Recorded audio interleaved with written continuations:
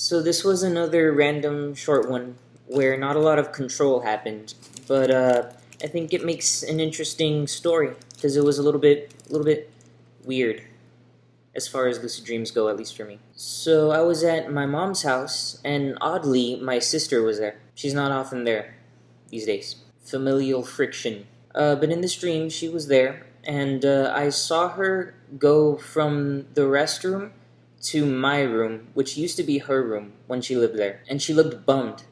And so I went and I was like, "Hey, why you bummed?" Well, I didn't say that. I went up to her room to see why she was bummed, right? And when I entered her room, I saw that her room had no ceiling, or maybe it did have a ceiling. It had no walls, that's for sure. And it may have had the outline of a ceiling, but not really a ceiling. And I don't know why, but I just figured that she was bummed because she was stuck in this dream. I don't know, that just seemed like a given at the time. And I became lucid enough to know that it was a dream, but not lucid enough to know that. Well, I think I did know that it wasn't my actual sister, but I treated her like a real person. Like she was bummed out that she was stuck in this dream, living in this dream permanently, because she was a dream character, right? But she seemed to be the only dream character that was aware that it was a dream, that was lucid. And I think that's what she was bummed about. That she had no one to. Not only was she aware that her world was so malleable and not solid and not meaningful in the long run, she was aware of that. And not only is that kind of a bummer in itself, but no one else was aware of it. So no one else. She had no one to talk to about it, you know? So I told her, I was like, "Hey, I know this is a dream." She's like, "What? How do you know this is a dream?" And I told her, "I've been lucid dreaming. I've been doing that. I've been, you know, training myself to do that." She's like, "No way." And she was happy that, you know, someone else finally came along that knew that it was a dream. And I was like, "Yeah, it must suck to live here because, I mean, obviously it's really great, at least for a night, to be in a world where there's no rules. You can do whatever you want. There's no consequences. Nothing matters. But I do love having a solid, real world to wake up to where things are solid enough to where you can't do what you want a lot of the time, but the things that you do matter in a sense." So I'm like, "Yeah, it must suck to be you to live here in this dream world." She's like, "Yeah." But she was happy that, you know, she was no longer suffering alone with that knowledge.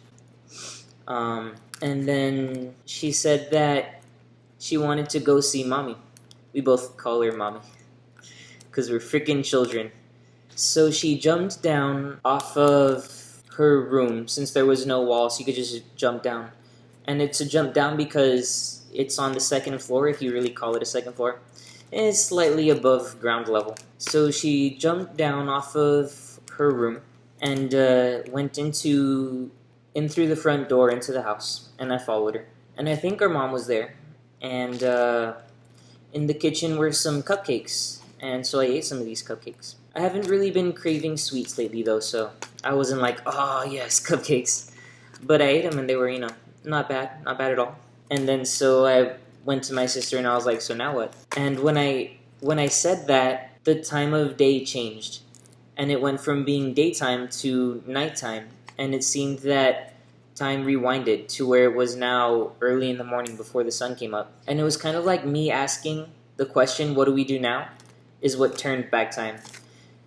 And so my sister was like, "Well, looks like we gotta start this day over now." I was like, "Damn." I was thinking, does this happen a lot? Because that sucks. But I didn't say that. And then I woke up. So that was definitely an interesting experience. Now, whether or not this seemingly lucid dream character was actually a conscious, you know, sentient being who was actually trapped in a dream world and just, you know, took the form of my sister, that's up for debate. That's up for pondering as you look out onto, you know, the sunset. In my opinion, that's possible. I mean, anything is possible, right? Probably, though, she was just a dream character, a manifestation of my own imagination. But it's always nice to wonder about those things, you know, I think. So yeah, that's all for this one, I think. Pretty short. Hopefully by next week, I will have had one that I prepared for and, had more control over that lasted longer. But yeah, until then, peace out. So this one is another short one, another random short one that didn't have very much control. Fuck. Take two. So this is fuck me. Is it hot in here? Is it hot in here? Or is it just me?